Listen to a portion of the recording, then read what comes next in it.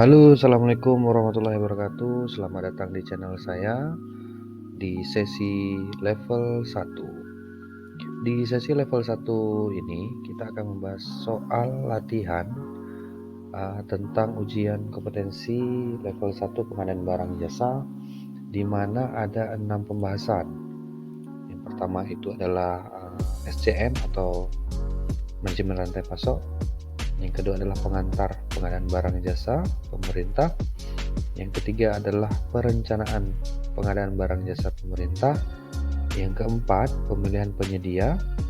Yang kelima, mengelola kontrak pengadaan barang jasa pemerintah. Dan yang terakhir, nomor 6 adalah mengelola pengadaan barang jasa pemerintah secara swakelola. Di dalam 6 pembahasan tadi, jadi setiap pembahasannya itu saya buatkan 2 video. Satu videonya itu ada 10 latihan soal.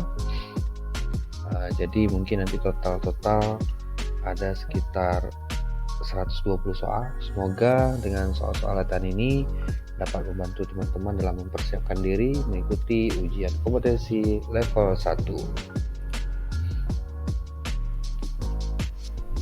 Nomor 1, perumusan strategi pengadaan yang tepat dalam pengadaan barang jasa dilakukan dengan memperhatikan ketepatan.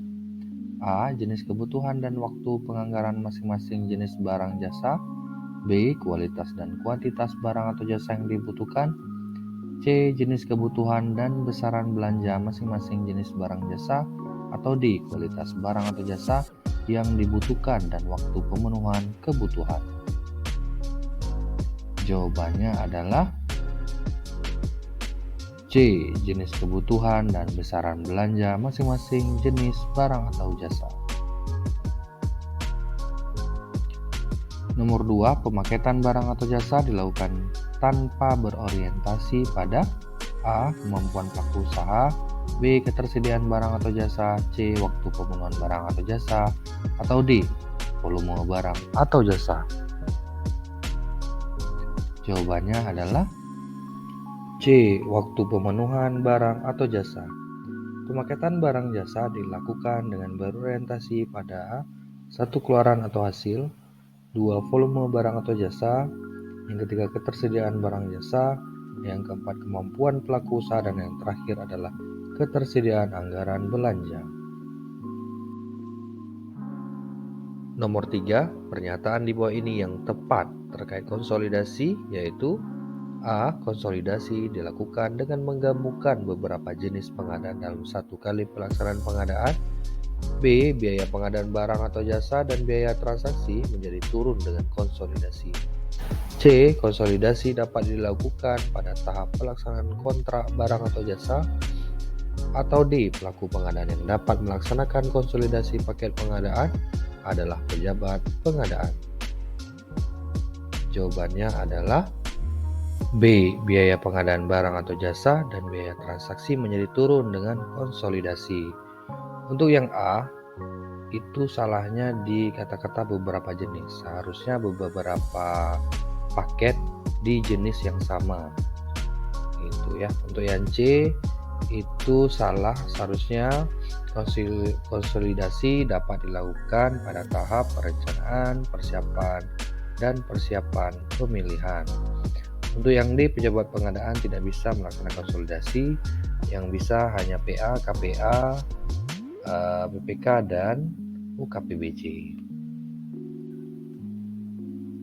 Nomor 4, fungsi yang tidak perlu dijalankan oleh UKPBJ yaitu A. Pembinaan SDM dan kelembagaan PBJ, B. Pengelola pengadaan barang atau jasa, C. Penetapan perencanaan dan pengelolaan kontrak PBJ, atau D. Pengelolaan layanan pengadaan secara elektronik. Jawabannya adalah C. Penetapan perencanaan dan pengelolaan kontrak PBJ. Fungsi UKPBJ ada 5. Yang pertama, pengelolaan pengadaan barang atau jasa. Yang kedua, pengelolaan layanan pengadaan secara elektronik. Yang ketiga, pembinaan sumber daya manusia dan kelembagaan pengadaan barang jasa. Yang keempat, pelaksanaan pendampingan, konsultasi dan atau bimbingan teknis pengadaan barang atau jasa. Dan yang terakhir, pelaksanaan tugas lain yang diberikan oleh menteri, kepala lembaga, atau kepala daerah yang berkaitan dengan tugas dan fungsinya. Nomor 5, pernyataan yang benar terkait risiko pengadaan barang jasa yaitu A. Memitigasi risiko, artinya mengelola dampak buruk risiko. B. Risiko adalah peristiwa pasti terjadi yang dapat membawa dampak yang tidak diinginkan terhadap tujuan, strategi, sasaran, dan atau target. Atau C. Karakteristik risiko adalah ketidakpastian dan kerugian. Atau D. Pengelolaan risiko merupakan proses pengambilan keputusan risiko. Jawabannya adalah C. Karakteristik risiko adalah ketidakpastian dan kerugian. Untuk A, memitigasi risiko itu artinya adalah mengurangi dampak buruk risiko. Sedangkan yang B, risiko itu belum pasti tapi secara artinya adalah risiko itu adalah kemungkinan terjadi suatu peristiwa yang dapat membawa dampak yang tidak diinginkan terhadap tujuan, strategi, sasaran, dan atau target. Untuk yang D, pengelolaan risiko itu merupakan proses pengambilan keputusan risiko. Itu salah ya. Seharusnya pengelolaan risiko merupakan proses penilaian dan menangani hal-hal yang menyebabkan timbulnya risiko.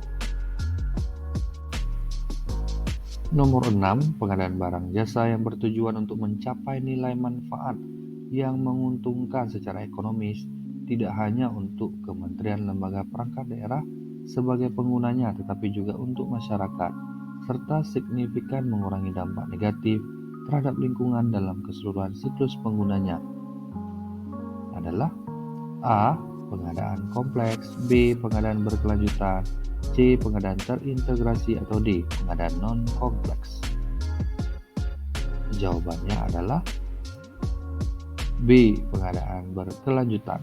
Untuk A, pengadaan kompleks ini merupakan pengadaan yang mempunyai risiko tinggi, memerlukan teknologi tinggi, dan lain-lain. Sedangkan pengadaan terintegrasi itu merupakan menggabungkan beberapa jenis pengadaan menjadi satu paket pekerjaan terintegrasi. Bisa barang, pekerjaan konstruksi, jasa lain, dan jasa konsultansi. Untuk non-kompleks merupakan keterbalikan dari pengadaan kompleks. Nomor 7, menghasilkan barang atau jasa yang tepat dari setiap uang yang dibelanjakan diukur dari aspek kualitas, jumlah, waktu, biaya, lokasi, dan penyedia merupakan perumusan strategi berdasarkan kelompok atau kategori dari A. Tujuan dari kebijakan pengadaan barang jasa pemerintah, B. Proses pada tahapan perencanaan, C. Tujuan dan kebijakan PBJ serta proses pada tahapan perencanaan, atau D. Kategori barang atau jasa. Jawabannya adalah A. Tujuan dan kebijakan pengadaan barang jasa pemerintah. Perumusan strategi pengadaan itu ada 3. Yang pertama adalah strategi berdasarkan tujuan dan kebijakan pengadaan barang jasa pemerintah. Yang kedua berdasarkan proses pada tahap perencanaan pengadaan barang jasa pemerintah. Dan yang terakhir berdasarkan kategori barang atau jasa. Untuk yang menghasilkan barang atau jasa yang tepat dari setiap uang yang dibelanjakan diukur dari aspek kualitas, jumlah, waktu, biaya, lokasi, dan penyedia. Ini merupakan perumusan strategi berdasarkan tujuan dan kebijakan pengadaan barang jasa pemerintah. Nomor 8, risiko pada pengadaan barang atau jasa dapat terjadi pada setiap tahapan, yaitu A. Perencanaan, persiapan, dan pelaksanaan, B. Perencanaan, persiapan pengadaan dan persiapan pemilihan, C. Perencanaan, persiapan, dan pembayaran, atau D. Perencanaan, pelaksanaan, dan pembayaran. Jawabannya adalah A. Perencanaan, persiapan, dan pelaksanaan. Nomor 9, fakta yang dikumpulkan, dicatat, disimpan, dan diproses oleh sebuah sistem informasi merupakan definisi A. Data dan informasi, B. Data, C. Informasi, D. Data atau informasi. Jawabannya adalah B. Data.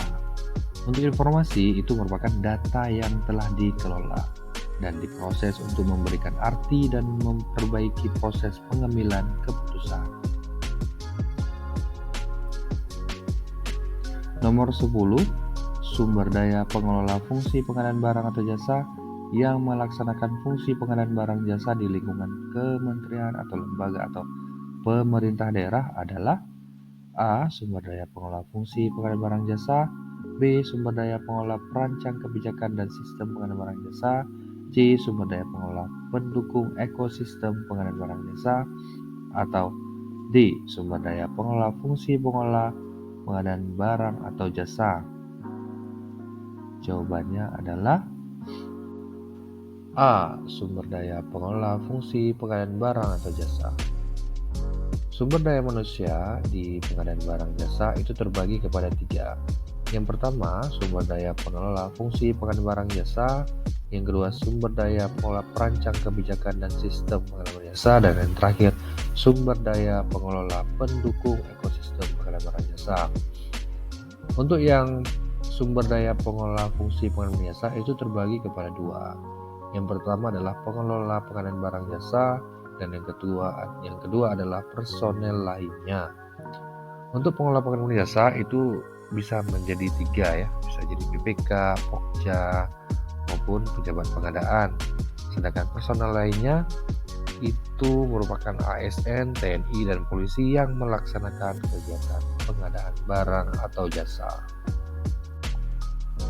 Sekian video kali ini, semoga dengan 10 soal latihan tadi dapat membantu teman-teman dalam mempersiapkan diri untuk mengikuti ujian kompetensi level 1 pengadaan barang atau jasa. Like jika suka, share jika berguna, dan jangan lupa subscribe untuk channel ini berkembang. Nantikan video selanjutnya ya. Assalamualaikum warahmatullahi wabarakatuh.